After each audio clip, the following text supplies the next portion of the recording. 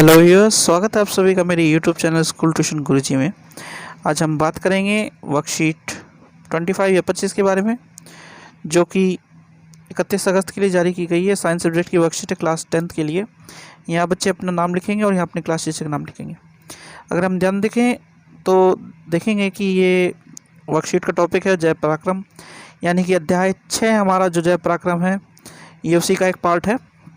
हमारी जो पुरानी वर्कशीट थी 22, 23, 24, अगर ध्यान दिया हमने तो ये लगभग उसी का पार्ट थी। और आगे उसमें हमने एक पार्ट पढ़ा था जो कि था श्वासन। तो हम श्वासन की ही क्रिया को या पराक्रम को आगे पढ़ने जा रहे हैं। तो ये ध्यान देके देखते हैं कि श्वासन में क्या कह रहा है ये। तो सबसे पहले कह रहा है ये कि वायवीय श्वसन पथ ऑक्सीजन पर निर्भर करता है, अतः वायवीय जीवों को यह सुनिश्चित करने की आवश्यकता है कि पर्याप्त मात्रा में ऑक्सीजन ग्रहण की जा रही है। सभी हरे पौधे कोशिकीय श्वसन द्वारा सांस लेते हैं। तो क्या कह रहा है, वायवीय जो जीव हैं वे सारे के सारे ऑक्सीजन पर निर्भर हैं, ऑक्सीजन की एक प्रचुर मात्रा को लेते हैं अपने अंदर, तो ये कहलाते हैं वायवीय। और अवायवीय वह हैं जो ऑक्सीजन की एक बूंद भी मात्रा को नहीं लेते, वह अवायवीय कहलाते हैं। और कुछ जगह पे कुछ मात्रा में ऑक्सीजन को लिया जाता है। तो हमें मेनली दो चीज़ों को देखना है, वायवीय और अवायवीय। इस तीसरी कैटेगरी को हम पिछली बार देख चुके हैं। तो आगे बढ़ते हैं। आगे क्या कह रहा है ये, आगे कह रहा है ये पौधों में श्वसन। तो पौधों में श्वसन में क्या कह रहा है ये कह रहा है पौधों में श्वसन गैसों के आदान प्रदान रुद्र द्वारा होता है। रुद्र यानी स्टोमेटा। पौधों की कोशिकाओं में कार्बन डाइऑक्साइड तथा ऑक्सीजन का आदान प्रदान विसरण विधि द्वारा होता है। विसरण विधि मतलब डिफ्यूजन द्वारा। ये जो विसरण विधि है डिफ्यूजन द्वारा होता है। अंतर कोशिकीय स्थान पर यह सुनिश्चित करते हैं कि प्रत्येक कोशिका वायु के संपर्क में है। पत्ती में स्टोमेटा और कठोर एवं काष्ठ तने में लेंटिसल श्वसन अंग है। मेन जो बात है वो ये है कि स्टोमेटा पौधों में श्वसन का एक अंग है। क्या है? श्वसन का एक अंग है। तो आइए ज़रा आपकी बुक्स में देख लेते हैं कि क्या लिख रहा है, वो क्या बता रहा है आप लोगों को। चलो देखते हैं क्या कह रहा है। यहाँ पे वही बात कह रहा है ये। क्या कह रहा है? ऑक्सीजन वायवीय श्वसन के जीवों में निर्भर करता है और प्रकाश संश्लेषण जो होता है उसमें क्या होता है, CO2 का हमारा अंदर जाने में और O2 का निष्कासन होने में प्रक्रिया होती है, वो कहलाती है प्रकाश संश्लेषण। उसके बारे में बताया जा रहा है अगर हम इस पैराग्राफ को ध्यान से पढ़ेंगे। और इनके आदान प्रदान में रुद्र या स्टोमेटा का मेन रोल रहता है। तो चलिए आगे वाले पैराग्राफ को थोड़ा ध्यान से पढ़ते हैं, समझते हैं क्या कहना चाह रहा है ये। आगे कह रहा है ये, जंतुओं में पर्यावरण में ऑक्सीजन लेते और उत्पादित कार्बन डाइऑक्साइड से छुटकारा पाने के लिए भिन्न प्रकार के अंगों का विकास हुआ है। स्थलीय जंतु वायुमंडलीय ऑक्सीजन लेते हैं, परंतु जंतु जल में रहते हैं, उन्हें जल में विलेयी ऑक्सीजन ही उपयोग करनी पड़ती है। तो क्या कह रहा है ये कि जो जंतु बाहर रहते हैं, पानी से बाहर रहते हैं या स्थल पे रहते हैं, वो वायुमंडलीय ऑक्सीजन को लेते हैं और आसानी से लेते हैं। लेकिन जो जलीय जीव हैं जैसे हमारी मछली है, वो जल में विलेय ऑक्सीजन को लेती है। और एक चीज़ और समझ लीजिए, यहाँ जल में विलेय ऑक्सीजन की मात्रा काफ़ी कम होती है, जिसके कारण जो मछलियाँ हैं उन्हें काफ़ी बार सांस लेना पड़ता है, तो उनकी श्वसन दर काफ़ी अधिक होती है। ठीक है, चलो तो आगे देखते हैं क्या कह रहा है ये। आगे ये कह रहा है कि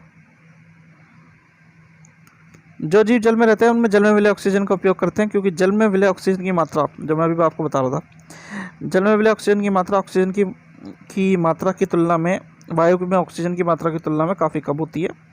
इसलिए जलीय जीवों की श्वसन दर स्थलीय जीवों की अपेक्षा अधिक होती है। और दूसरी चीज़ जो है वो है ये, मछली अपने मुंह के द्वारा जल लेती हैं तथा बलपूर्वक उसे क्लोम तक पहुंचाती है, जहां ऑक्सीजन रुद्र के द्वारा ले ली जाती है। ब्लड के द्वारा ले ली जाती है। आगे क्या कह रहा है ये, आगे क्या देख लेते हैं।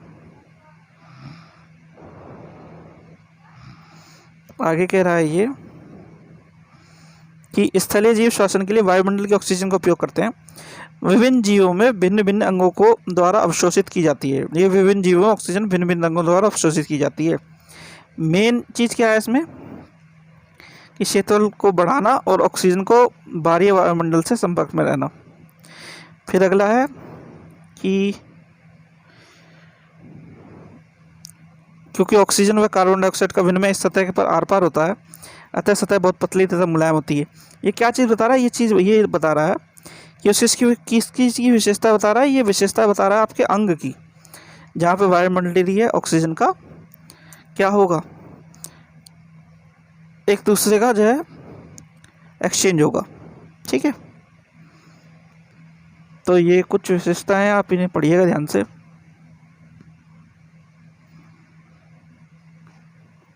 तो आइए अब आपकी वर्कशीट पे देख लेते हैं क्या क्या बताया गया है। अब हम जब आपकी वर्कशीट को देखेंगे तो वर्कशीट में भी वही चीज़ें बता रहा है कुछ कुछ। तो आइए वर्कशीट को देख लेते हैं एक बार। तो सबसे पहले है पौधों में श्वसन। पौधों में श्वसन की प्रक्रिया को बता रहा है, ये पहली चीज़ बता रहा है ये वाली। पौधों का प्रत्येक भाग श्वसन करता है, परंतु इसका मुख्य श्वसन अंग पत्ती है। पत्ती क्यों है, क्योंकि पत्तियों में रुद्र होते हैं और ऑक्सीजन और कार्बन डाइऑक्साइड का आदान प्रदान यहीं से होता है।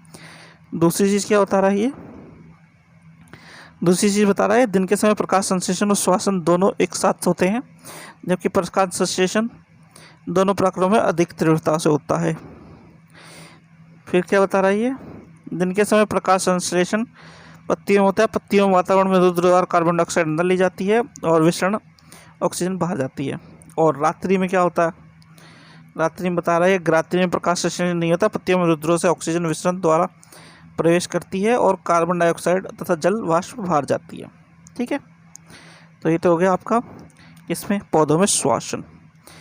अब कुछ हमने विशेषताएं पढ़ी थी अभी थोड़ी देर पहले। क्या विशेषताएं थी स्थलीय जीवों की, ये स्थलीय जंतु वायुमंडलीय ऑक्सीजन लेते हैं, परंतु जलीय जंतु जल में विलय ऑक्सीजन का ही उपयोग करते हैं। यानी जलीय जीव क्या करते हैं, ये जंतु जल में विलय ऑक्सीजन का उपयोग करते हैं। दूसरा हमें पता है क्या, वायु में ऑक्सीजन की मात्रा प्रचुर मात्रा में होती है, परंतु जल में विलय ऑक्सीजन की मात्रा कम होती है। तो क्या हो गया आगे कि स्थलीय जीवों की तुलना में जलीय जीव की श्वसन दर काफ़ी अधिक होती है, क्योंकि जलीय जीवों में ऑक्सीजन की कम मात्रा मिल पाती है। ठीक है, ये कुछ बातें हैं, इन्हें आप पढ़िएगा और कंपेयर कीजिएगा। आगे देखते हैं हम, आगे है मछली में श्वसन। मछली में श्वसन आप लोगों को बताया था, मछली में श्वसन का अंग है गिल। गिल में ये जो दिखाया गया ये है, इसमें क्या होगा, मुंह से पानी घुली हुई ऑक्सीजन को लेगा, गिल्स के पास ऑक्सीजन रुद्र नालिकाओं के थ्रू अलग अलग जगहों पर चल जाएगी, कोशिकाओं में चल जाएगी और वहाँ से कार्बन डाइऑक्साइड वापस आ जाएगी, जो कि पानी में घुल करके गिल्स के द्वारा बाहर निकल जाएगी। तो यानी सीधी सीधी भाषा में जो पानी मछली मुंह से पिएगी उससे ऑक्सीजन को मिलेगी और कार्बन डाइऑक्साइड गिल्स के द्वारा बाहर निकल जाएगी। तो क्या कह रहा है, मछली के में श्वसन अंग गिल्स है।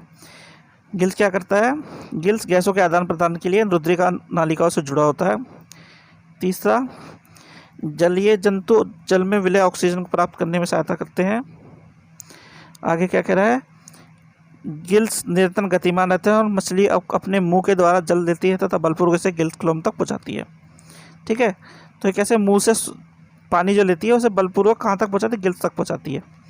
अगला है, जैसे ही जल गिल्स या क्लोम की पत्ती के संपर्क में आता है, विलय ऑक्सीजन रुद्र नालिकाओं ले लेती है और मछली के शरीर से विभिन्न कोशिकाओं तक पहुंचाती है।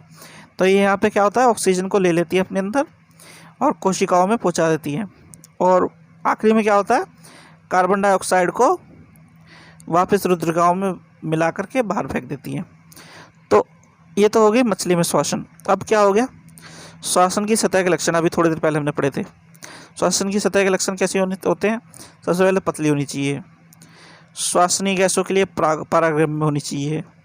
दूसरी, जल या श्लेष्मा द्वारा नम होनी चाहिए।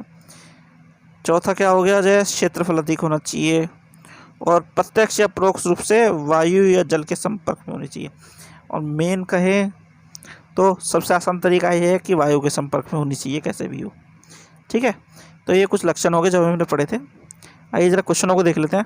क्वेश्चन नंबर 1 है, पौधों के श्वसन अंग का नाम लिखिए और पौधों का वह अंग जो गैस के आदान प्रदान में सहायक है उसका चित्र बनाइए। पौधों के श्वसन अंग का नाम है, क्या नाम है? पौधों के श्वसन अंग का नाम है ये,